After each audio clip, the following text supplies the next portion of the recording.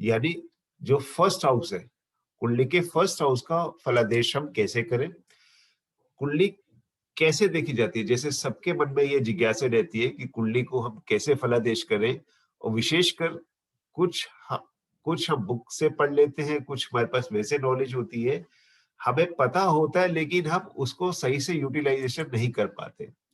आज मैं जो आपको तरीका बताने जा रहा हूँ, कुंडली के फर्स्ट हाउस का प्रेडिक्शन कैसे करें। आप अपनी कुंडली को अपने पास रख सकते हैं। जैसे जैसे स्टेप्स मैं बताता जाऊंगा, वैसे वैसे स्टेप्स आप फॉलो करिए। और अगर कोई आपको क्वेरी आती है तो आप अपने नोटबुक पे कॉपी कर सकते हैं। सेशन के एंड में आप मुझसे क्वेश्चन कर सकते हैं, या शाम के 9 बजे, डेली रात के 9 बजे के आसपास व्हाट्सएप ग्रुप के अंदर आप, या टेलीग्राम ग्रुप के अंदर आप क्वेरी कर सकते हैं, जैसे कि कल हुई थी। और मैं आपके क्वेश्चंस का, या आपके जो क्वेरीज है उनके आंसर देने की पूरी पूरी कोशिश करूंगा। तो आज का टॉपिक बेहद इंपॉर्टेंट है, जिसे हम फलित ज्योतिष कहते हैं, जिसे हम फलादेश करना कहते हैं, कि फलादेश हम कैसे करें। जैसे कि अभी आप यहाँ पे देख पा रहे हैं, जैसे कि अभी आप यहाँ पे देख पा रहे हैं कि आपके स्क्रीन के ऊपर एक चार्ट आया हुआ है। ये लगन चार्ट है। प्लीज अपने आप को आप म्यूट कर लीजिए।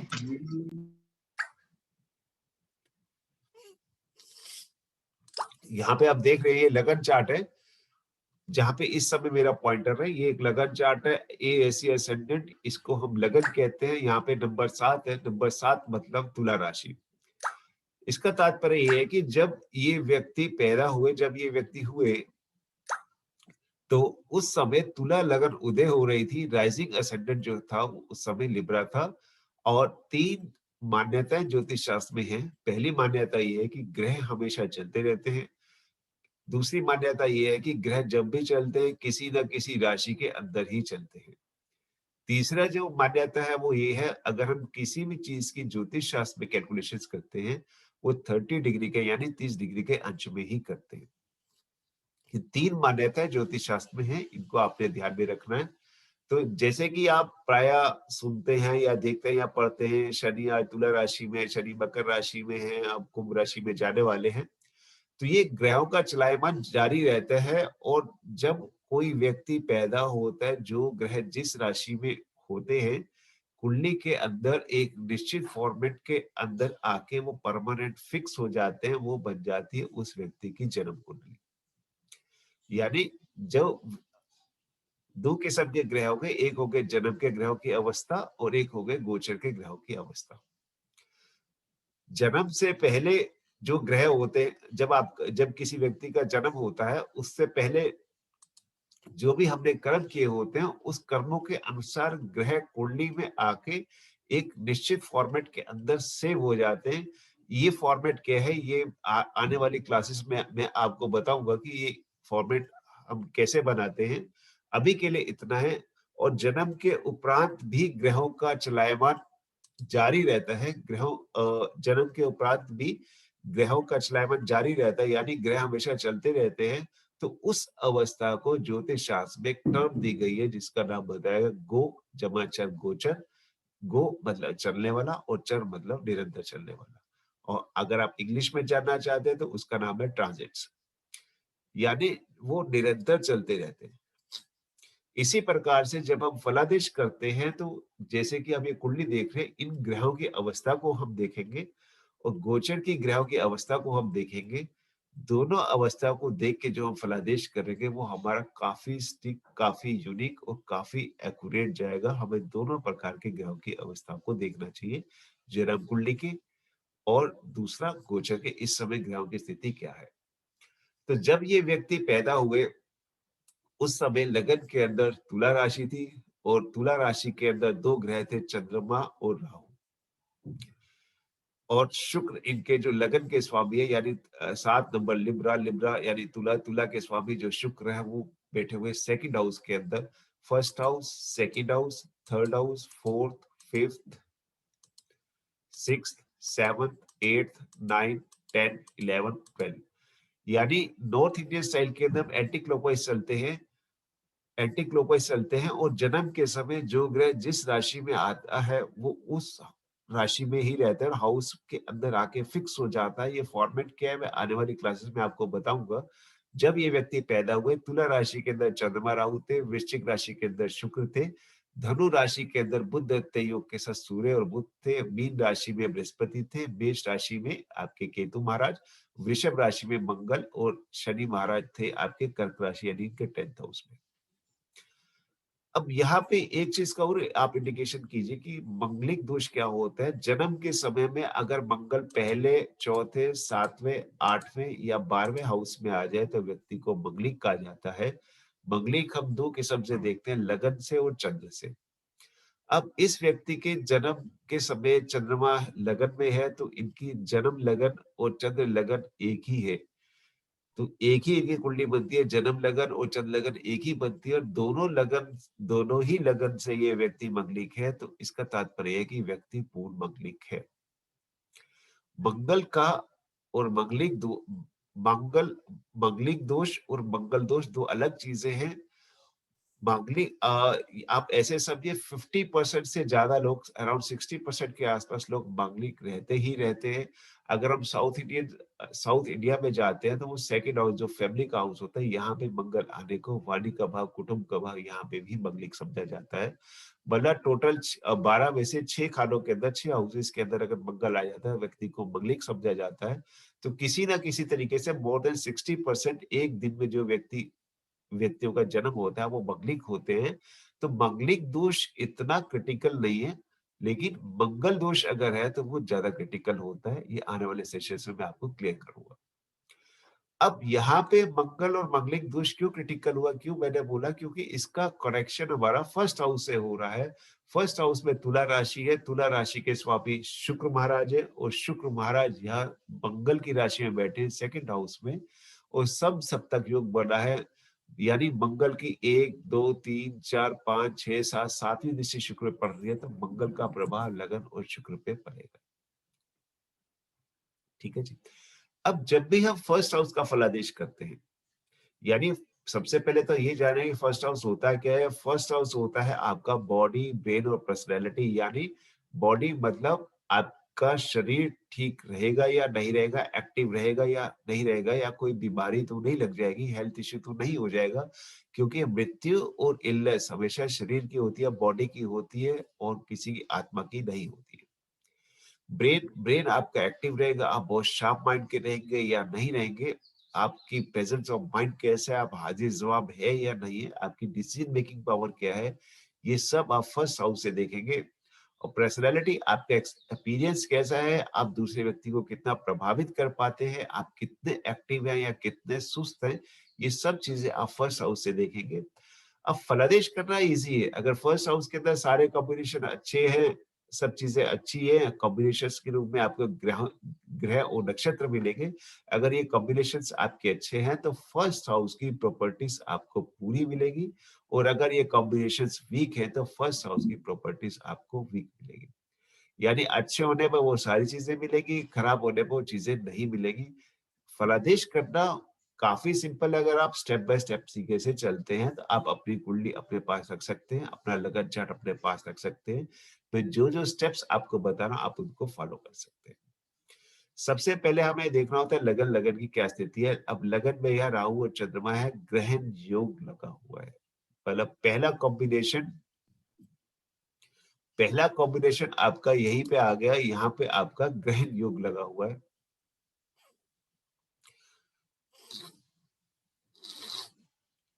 तो अब हम यहाँ पे आपका ग्रहण योग लगा हुआ है, तो इसका तात्पर्य यह है कि लगन के ऊपर राहु का और चंद्र का प्रभाव शुरू से ही पड़ा हुआ है। अब हम आगे की बात करें तो यहाँ पे आपको सिंपल स्टेप्स फॉलो करने हैं। सबसे पहले कि लगन के अंदर कौन सी राशि आई हुई है, लगन के ऊपर शुभ ग्रह का प्रभाव या अशुभ ग्रह का प्रभाव है, शनि और राहु का लगन के ऊपर क्या प्रभाव है, दशा किसकी चल रही है, दशा अंतरदशा लग्नेश की चल रही है, लगन में बैठे ग्रहों की चल रही है, तो उनका लगन के ऊपर क्या प्रभाव पड़ेगा। और जो लगन का मालिक है लग्नेश, कि क्या स्थिति है कुंडली के अंदर, वो उच्च अवस्था में है, नीच अवस्था में है, वक्र पोजीशन में शुभ ग्रहों के साथ है, आपको उसको देखना है। और जो कल मैंने आपको बताया था कुंडली में लगन दोष है या नहीं है, आपने उसको भी देखना है। और अंत में आते रेमेडीज यानी उपाय। तो आपको ये चीजें देखनी है। ये चीजें देखने के बाद आप फर्स्ट हाउस का फलादेश आराम से कर सकते हैं। सबसे पहले आ जाती है आपकी राशि, यानी आपकी यहाँ पे राशि कौन सी है। जैसे कि आप यहाँ देख पा रहे हैं, यहाँ पे तुला राशि है, यानी 1, 4, 7, 10। एक 1, 4, 7 और 10, यानी मेष राशि, कर्क राशि, तुला राशि और मकर राशि। ये इनकी जो नेचर है, ये चर राशि के अंदर आती है। चर राशि स्थिर राशि और द्विस्वभाव राशि। अब चर राशि का क्या तात्पर्य होता है? चर राशि का मतलब ये होता है कि व्यक्ति थोड़ा सा चंचल प्रवृत्ति का होता है। वो व्यक्ति थोड़ा सा चंचल प्रवृत्ति का होता है, यानी वो थोड़ा सा गंभीर प्रवृत्ति का नहीं होता। उसके बाद ये जो स्थिर प्रवृत्ति यानी स्थिर राशि जो होती है, स्थिर राशि स्थिर राशि का मतलब ये होता है कि व्यक्ति थोड़ा सा गंभीर प्रवृत्ति का है।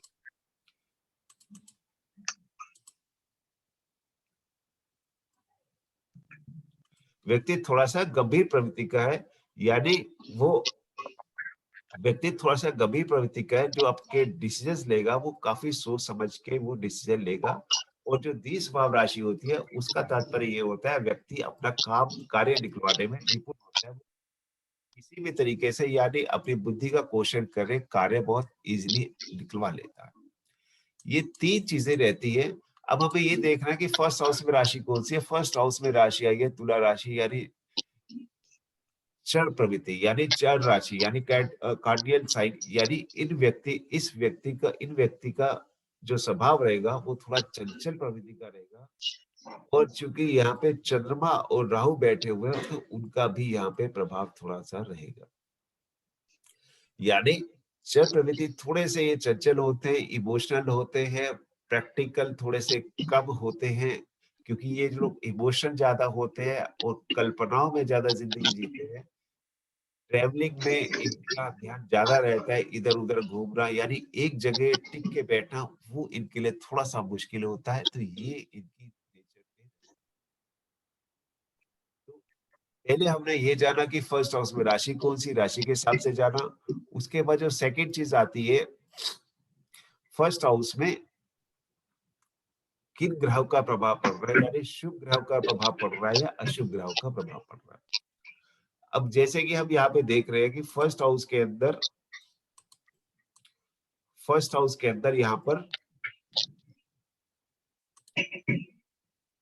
फर्स्ट हाउस के अंदर ये एक कर्क लगन का चार्ट है। ये कर्क लगन का चार्ट है और लगन के अंदर मंगल, बुध और केतु हैं और शनि और राहु सप्तम स्थान में है, जो लगन को प्रभावित कर रहे हैं। और लग्नेश जो चंद्रमा है वो 12वें हाउस यानी ट्रिक हाउस में सूर्य के साथ बैठे। अब यहाँ पे जो स्थिति स्पष्ट हो रही है कि फर्स्ट हाउस के अंदर मंगल की स्थिति, बुध की स्थिति और केतु की स्थिति है। मंगल यहाँ नीच अवस्था में यानी नीच राशि में है। बुध यहाँ शत्रु राशि में है। कर्क राशि बुध की शत्रु राशि है और केतु भी शत्रु राशि में है, क्योंकि कर्क राशि का मालिक चंद्रमा है और केतु और चंद्रमा शत्रु है, तो ये शत्रु राशि में है। और जो लगन का मालिक है यानी फर्स्ट हाउस का जो मालिक है वो 12th हाउस में है, यानी चंद्रमा 12th हाउस में है। अगर लग्नेश हमारी 6, 8, 12 में फंस जाते हैं यानी त्रिक हाउस में फंस जाती है, तो वो स्थिति सही नहीं कही जाती। क्योंकि ऐसे व्यक्तियों का छठा हाउस होता है आपका हिडन एनिमीज का, रोग का, 8वां रोग और मृत्यु, 12वां जो होता है वो खर्चों का और नुकसान का होता है। यानी व्यक्ति की हेल्थ जो है वो डिस्टर्ब रहती है। उसका मोस्टली टाइम अगर कोई विपरीत दशा आ जाए तो हेल्थ इश्यू लग सकता है। और मोस्टली टाइम उनका हॉस्पिटल या मेडिसिन वगैरह में ही लगता रहता है। इसलिए लग्नेश की स्थिति 6, 8, 12 में सही नहीं समझी जाती। अब यहाँ पे लगन के ऊपर अशुभ ग्रहों का प्रभाव पड़ा है, यानी मंगल यहाँ नीच अवस्था में है, मंगल के साथ बुध है, बुध के साथ केतु है, शनि राहु सप्तम स्थान में है, उनका दृष्टि संबंध जो है वो फर्स्ट हाउस से पड़ रहा है। तो इस प्रकार से फर्स्ट हाउस के इस कुंडली के अंदर, फर्स्ट हाउस के अंदर सारे के सारे अशुभ ग्रह एक साथ हैं, तो ये स्थिति सही नहीं है। ये व्यक्ति के डिसीजन मेकिंग पावर को डिस्टर्ब करती है, यानी उनके रहन सहन को डिस्टर्ब करेगी, उनके डिसीजन मेकिंग पावर को डिस्टर्ब करेगी, उनकी संगत को डिस्टर्ब करेगी, उनकी सोसाइटी को डिस्टर्ब करेगी, और ये उनको एंजाइटी, टेंशन और डिप्रेशन, ये तीनों संभावनाएं, ये सारी संभावनाएं प्रबल हो जाती हैं अगर यहाँ पे शनि और राहु का प्रभाव ज्यादा पड़ता है। अब एक चीज आप समझिए, नेगेटिविटी के कारक होते हैं आपके शनि, मंगल, राहु और केतु। ये जितने तामसिक प्रवृत्ति के ग्रह हैं, सूर्य, चंद्र, बुध, गुरु और शुक्र, ये जो 5 ग्रह हैं, ये सात्विक और रासिक प्रवृत्ति के ग्रह हैं। शनि, मंगल, राहु, केतु तामसिक प्रवृत्ति के ग्रह हैं। ये इनकी नेचर थोड़ी सी उग्र होती है। ये नेगेटिविटी के कारक होते हैं, यानी ये सप्रेशन पे यकीन करते हैं, पाने में यकीन करते हैं, संबंधों में सप्रेशन करवाते हैं। ऐसे व्यक्ति जल्दी ही जैसे बुरी सोसाइटी में फंस सकते हैं। जैसे अगर एक बार फंस गए, अल्कोहल लेना शुरू कर दिया, नॉनवेज ज्यादा खाना शुरू कर दिया, उल्टे सीधे चक्कर में फंस गए, तो इनका बाहर निकलना थोड़ा मुश्किल हो जाता है, अपने आप को बाहर नहीं निकाल पाते हो इनका, इसलिए यहाँ पे टोटल लॉस या बहुत बड़ा लॉस हो जाता है। लगन मतलब आपकी डिसीजन मेकिंग पावर, अगर डिसीजन मेकिंग पावर आपकी वीक हो जाती है तो आप सारी लाइफ को लेके गलत डिसीजंस के कारण ट्रबल में फंस सकते हैं या फंसा देते हैं। एक हमारा, माइक स्टॉप कर लीजिए आपको अंजना जी। कर लीजिए, अपने आप को म्यूट कर लीजिए प्लीज।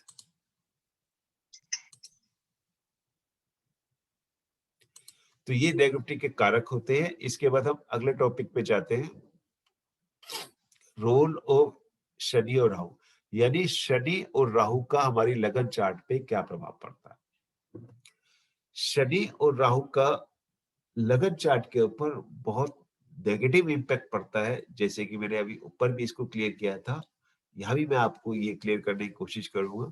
शनि और राहु का सबसे ज्यादा नेगेटिव इम्पैक्ट जो पड़ता है वो खाली लगन पे पड़ता है, क्योंकि ये बुद्धि को टोटल कुंठित कर देते हैं मोस्टली केसेस में। अगर शनि उच्च के हो रहे हैं, मूल त्रिकोण राशि में है तो अच्छी बात है, यहाँ पे शनि की वो स्थिति नहीं है। यहाँ पे शनि की वो स्थिति नहीं है। शनि का जो सम सप्तक जो युग बना है वो मंगल, बुध और केतु के ऊपर इनकी दृष्टि जा रही है, कर्क राशि है, यानी सबसे इनका शत्रु संबंध है शनि और राहु का। राहु और मंगल मिलके अंक का योग बनाते हैं, शनि और राहु मिलके शापित योग बनाते हैं। बुध भी यहाँ पीड़ित हो रहा है।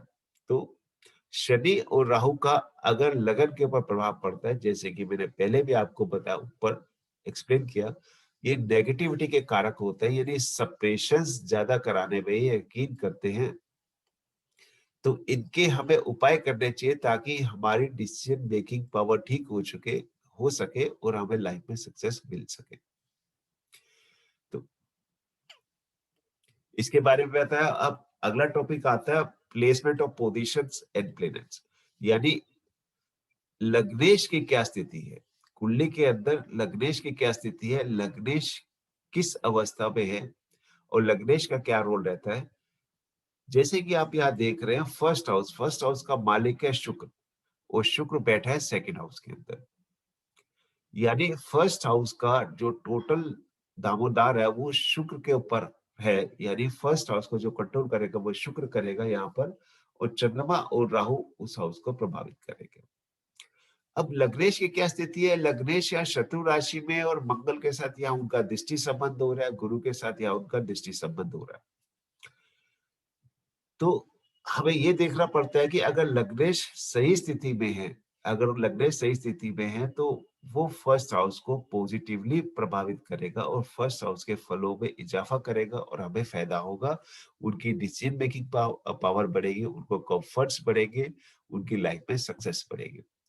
अब इस केस के अंदर शुक्र यहाँ एवरेज हम कह सकते हैं, क्योंकि शत्रु राशि में है, शत्रु के कांटेक्ट में है और फर्स्ट हाउस यहाँ पर वीक है। तो ये बहुत सिंपल से स्टेप में आपको स्टेप बाय स्टेप चलना है अपनी कुंडली के अनुसार, जैसे कि मैंने ऊपर आपको बताया कि वैसे आपको देखना है। तो आप बिल्कुल फाइंड आउट कर सकते हैं कि आपको का फर्स्ट हाउस की प्रेडिक्शंस आप कैसे करेंगे और क्या उसके आप रिजल्ट्स ले सकते हैं। अब यहाँ पे जो मैंने कल भी आपको बताया था, यहाँ पे फिर अंतिम चीज, लास्ट चीज आती है लगन दोष। कहीं लगन दोष तो नहीं है।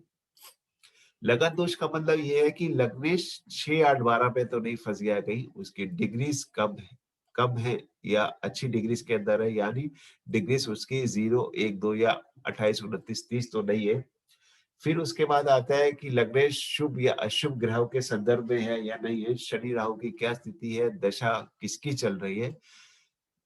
आप मेरा कल का वीडियो जो मैंने पोस्ट किया वो आप देख सकते हैं, वो टोटली लगन दोष के ऊपर ही है, क्योंकि लगन दोष आपको क्लियर हो जाता है तो आप फर्स्ट हाउस की जो ये फलादेश है उसे आप इजिली और आराम से कर सकते हैं।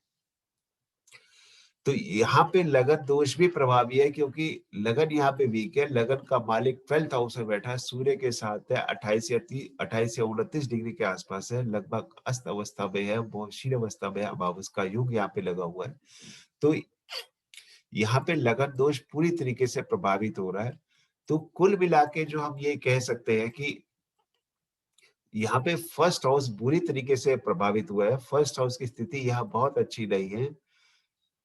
तो ऐसे व्यक्तियों को काफी उपाय करने पड़ते हैं, क्योंकि लगन और लग्नेश को बल देना कुंडली का पहला रोल है, यानी पहली चीज है। अगर लगन या लग्नेश हमारी वीक हो जाती है तो कुंडली के अंदर बहुत सारे राजयोग खराब हो जाते हैं, या बहुत सारे राजयोग का हमें फल नहीं मिल सकता, या भाग्य से जो हमें चीजें मिलनी चाहिए वो हमें नहीं मिल सकती या नहीं मिल पाती, क्योंकि यहाँ पे हमारी बुद्धि टोटली डिस्टर्ब होती है। डिसीजन मेकिंग पावर डिस्टर्ब होते हैं, इसका तात्पर्य है कि जो चीजें आप डिजर्व करते हो, जो मेहनत करते हो, वो आपको जो हार्डवर्क करते हो उसका रिजल्ट जो आपको मिलना चाहिए, आपके अपने से ही उसका नुकसान हो जाता है, आप उसका फुल्ली यूटिलाइजेशन नहीं कर सकते। तो इस केस के अंदर सबसे ज्यादा इंपॉर्टेंट हो जाती है लगन को उठाना, यानी लगन को स्ट्रोक करना। अगर किसी भी कुंडली के अंदर लगन हमारी वीक अवस्था में है,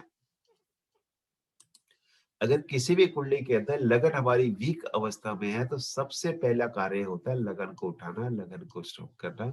लगन यानी कि आप, अगर एक बार आपका लगन स्ट्रोक हो जाता है, इन्हें आप उपायों के माध्यम से थोड़ा स्ट्रोक कर सकते हैं, कुछ मामलों में काफी स्ट्रोक भी आप कर सकते हैं। तो आप इसका पूरा यूटिलाइजेशन कर सकते हैं, आपको इसका पूरा फायदा मिलेगा। अब जैसे कि मैंने आपको बताया कि यहाँ पे फर्स्ट हाउस बहुत बुरी तरीके से प्रभावित है, तो यहाँ पे फर्स्ट हाउस के फलों में कमी आएगी और यहाँ पे नुकसान होगा। और यहाँ पे रिजल्ट्स हम कैसे निकालेंगे? रिजल्ट्स हम ऐसे निकाल सकते हैं। यहाँ पे सबसे पहली चीज होती है बॉडी, ब्रेन और पर्सनैलिटी। बॉडी, ब्रेन और पर्सनैलिटी, यानी यहाँ पे व्यक्ति को शारीरिक कष्ट भी हो सकता है, और यहाँ पे व्यक्ति को शारीरिक कष्ट भी हो सकता है, फाइनेंशियल लॉस भी हो सकता है, डिसीजन मेकिंग पावर भी वीक हो सकती है। यानी डिसीजन मेकिंग पावर भी वीक है, अपने से ही ये अपना नुकसान कर सकते हैं। और ये जो भी कार्य करेंगे, यानी जितनी भी ये लेबर करेंगे, जो भी हार्डवर्क करेंगे, उनके रिजल्ट्स इन्हें काफी कम मिलेंगे। तो यहाँ पे इन्हें काफी उपाय करने पड़ेंगे। उपायों के अंदर ये आ जाता है कि हम क्या उपाय करें कि हमें फायदा हो, किस ग्रह को हम एक्टिवेट करें, किस ग्रह की हम शांति करें, हम किस प्रकार से चयन करें कि हमें मैक्सिमम फायदा हो, यूटिलाइजेशन हो। अब उपायों के माध्यम में अगर हम आते हैं तो सबसे पहले हमारे पास मतलब ये मेन उपाय जो ज्यादा प्रचलित है, सबसे पहले आ जाते हैं आपके जेमस्टोन्स, उसके बाद आ जाते बीज मंत्र, दान और रुद्राक्ष, जो ज्यादा प्रचलित है। जेमस्टोन्स के मामले में अगर हम बात करें तो वो आपको किसी न किसी एस्ट्रोलॉजर से मिलके अच्छी गाइडेंस में आपको अच्छे जेमस्टोन्स डालने चाहिए, जो अच्छी क्वालिटी के हों, तो वो आपको रिजल्ट देंगे। अगर कोई भी ग्रह नीच अवस्था में, वीक पोजीशन में, मार्केश है, 6, 8, 12 में फंसा है, वीक पोजीशन में मार्केश है, तो उसके जेमस्टोन्स आपको नहीं डालने चाहिए।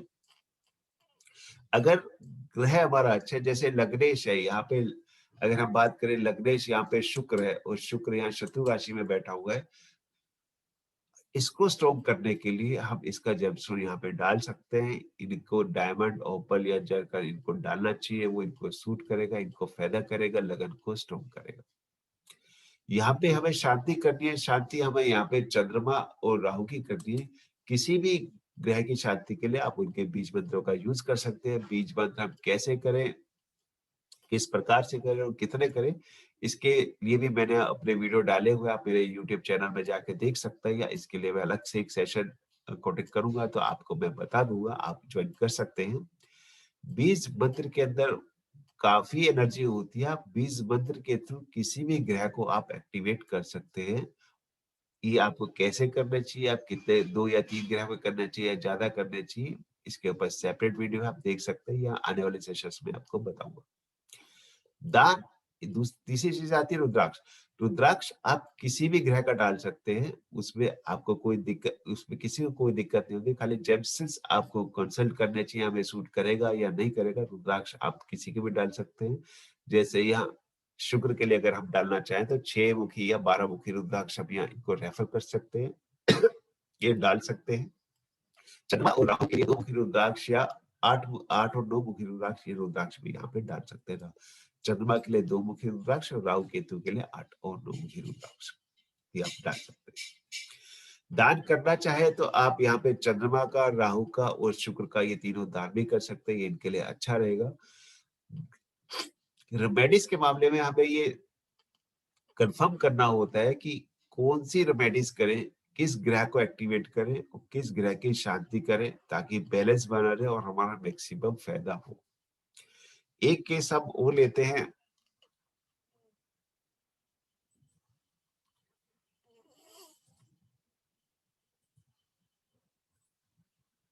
एक एग्जांपल मैं आपको और देता हूं इसी संदर्भ में।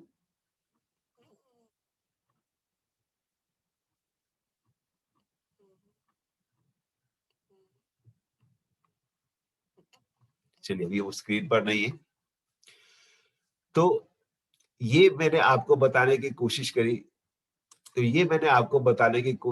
कि फर्स्ट हाउस का फलादेश हम कैसे करें, फर्स्ट हाउस का फलादेश हम कैसे करें, और हमें किन बातों का ख्याल रखना चाहिए, और हमें क्या उपाय करने चाहिए, और हमें किस प्रकार से उपाय करने चाहिए। अगर आपको कोई क्वेरी करनी है तो आप मेरे व्हाट्सएप ग्रुप में आके कर सकते हैं। शाम के 9 बजे, या मेरे टेलीग्राम ग्रुप में भी आप आके कर सकते हैं। आपके प्रश्नों का मैं उत्तर देने की कोशिश करूंगा, जैसे कल दिए थे वैसी आज भी मैं पूरी कोशिश करूंगा। दूसरी चीज मैंने आपको बताई मंगलिक। जैसे कि एक ये एग्जाम्पल है, यहाँ पे व्यक्ति अष्टम मंगलिक है, और ये जो ऊपर वाला एग्जाम्पल है, यहाँ पे भी व्यक्ति लगन से, यानी फर्स्ट हाउस से मंगलिक है। अब दोनों ही केसेस में लगन के ऊपर प्रभाव पड़ता है, लेकिन दोनों ही केसेस में मंगल का जो रोल है वो बिल्कुल डिफरेंट रहेगा। जो फर्स्ट वाला केस है, जैसे ये जो तुला लगन का चार्ट है, यहाँ जो मंगल का रोल है अष्टम मंगलिक होने के साथ, यहाँ पे मंगल काफी नुकसान करेगा, यानी हेल्थ इश्यू को प्रभावित करेगा, क्योंकि यहाँ पे मंगल का सम सप्तक युग शुक्र के ऊपर पड़ रहा है। 1 2 3 4 5 6 एंड 7, यानी वो शुक्र को प्रभावित कर रहा है। और अष्टम स्थान जो होता है हेल्थ, यानी हेल्थ, बीमारी और मृत्यु का होता है, हेल्थ और डेथ का होता है। और फर्स्ट हाउस को जब प्रभावित करेगा, क्योंकि शुक्र के ऊपर इसकी दृष्टि जा रही है, तो यह प्रभावित करेगा। तो यहाँ पे लगन को मजबूत करने के लिए मंगल की शांति भी जरूरी है। कुछ केसेस के अंदर मंगलिक दोष काफी परेशान करता है, उसी उन्हीं के अंदर एक ये चार्ट आता है, ये जो कुंडली है, यहाँ पे मंगलिक दोष यानी मंगल दोष काफी इनको परेशान करता है, यानी इनको हेल्थ इश्यू दिए हैं, काफी क्रिटिकल अवस्था में इन्होंने बचाया है। इनकी लगभग 1 या 2 इनकी सर्जरी भी हो चुकी है। मंगलिक दोष अगर फंस जाता है, अगर उसका लगन के साथ कांटेक्ट हो जाता है, वो खराब हो जाता है, तो काफी समस्या हेल्थ के लिए कर सकता है। यहाँ पे इसका संदर्भ इसलिए हुआ क्योंकि मंगल का कनेक्शन या शुक्र के साथ हुआ। शुक्र जो लगन का मालिक है, इसलिए यहाँ पे ये थोड़ी क्रिटिकल अवस्था में है। अब अगर हम इस केस की बात करें तो ये व्यक्ति भी लगन से मंगलिक है, तो ये व्यक्ति भी लगन से मंगलिक है, लेकिन मंगल यहाँ पर योग कारक है। कर्क लगन के अंदर मंगल क्यों योग कारक होता है? क्योंकि त्रिकोण और केंद्र यानी 5वें और 10वें हाउस का मालिक है, इसलिए वो योग कारक है। योग कारक होने के साथ साथ यहाँ पे मंगल फर्स्ट हाउस में बैठ के राजयोग का भी निर्माण करता है। ऐसे लोग बहुत कर्मठ होते हैं, नीच के होने के बाद भी यह फल देगा, लेकिन यहाँ पे जो उसकी एसोसिएशन हुई पड़ी है मंगल के, बुध के साथ, केतु के साथ, शनि के साथ और राहु के साथ, वो प्रभावित कर रहे हैं, जो मैंने आपको पहले एक्सप्लेन किया था। यानी अगर हमें फर्स्ट हाउस का फलादेश करना है तो जो स्टेप्स मैंने आपको बताए आप उनको स्टेप बाय स्टेप फॉलो कीजिए। आप उनको स्टेप बाय स्टेप फॉलो करेंगे तो आप इजिली उनको फाइंड आउट कर सकते हैं और इजिली फलादेश कर सकते हैं। यानी फर्स्ट हाउस में राशि कौन सी है, फर्स्ट हाउस के अंदर राशि कौन सी है, फर्स्ट हाउस के अंदर शुभ या अशुभ ग्रहों का प्रभाव है, फर्स्ट हाउस यानी लग्नेश का मालिक, लग्नेश का जो मालिक है उसकी स्थिति क्या है, लगन दोष तो नहीं है, 6 8 12 में तो नहीं फंसा हुआ। और उसके बाद लग्नेश जो है, लग्नेश के ऊपर, लग्नेश जो है, लग्नेश के साथ शुभ या अशुभ ग्रहों का कांटेक्ट है। और अगर व्यक्ति मंगली के लगन से या अष्टम से उसका अगर लगन के साथ कांटेक्ट हो रहा है तो उसका क्या प्रभाव पड़ेगा। और एंड में मैंने आपको बताया कि हमें रेमेडीज कैसे करनी चाहिए, यानी सिलेक्शंस कैसे करना चाहिए, रेमेडीज का चयन कैसे करना चाहिए। क्योंकि बात हम लगन और लग्नेश की कर रहे हैं, लगन और लग्नेश का जेमस्टोन इजिली डाल लेते हैं या डलवा दिया जाता है, वो कब नुकसान करता है, बस शर्त ये है वो 6 8 12 में ना फंसा हो और वीक अवस्था में ना हो। जैसे कि ये वाला केस है, लग्नेश या सेकंड हाउस के अंदर है, सेकंड हाउस के अंदर कुटुंब भाव के अंदर है, यहाँ पे इसकी डिग्री थोड़ी सी कम है। अगर हम इनको जेमस्टोन डालते हैं शुक्र का, यानी ओपेल, जरकन या डायमंड, तो वो इनको बहुत सूट करेगा, वो इनके लिए अच्छे रिजल्ट्स देगा। यहाँ पे हमें जो शांति करनी है, चंद्रमा और राहु की शांति करनी है, उसके हमें जेमस्टोन्स नहीं डालने हैं और मंगल की शांति करनी है। तो ये मैंने एक छोटा सा प्रयास किया, आपको कैसा लगा? आपको अच्छा लगा तो आप मेरे को बताइएगा। और ठीक रात 9 बजे के आसपास अगर आपको कोई क्वेरी करनी है तो आप मेरे व्हाट्सएप ग्रुप पे या टेलीग्राम ग्रुप में आ सकते हैं, वहां पे आप ज्वाइन कर सकते हैं।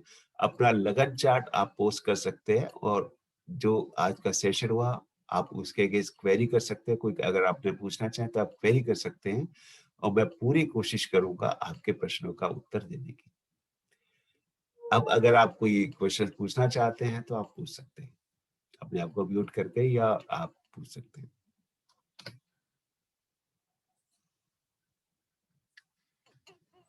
अगर आपकी कोई क्वेरी है तो आप पूछ सकते हैं। तो ये मैंने आपको बताया कि फर्स्ट हाउस के अंदर, फर्स्ट हाउस का जब भी हम फलादेश करेंगे तो हमें किन बातों का ध्यान रखना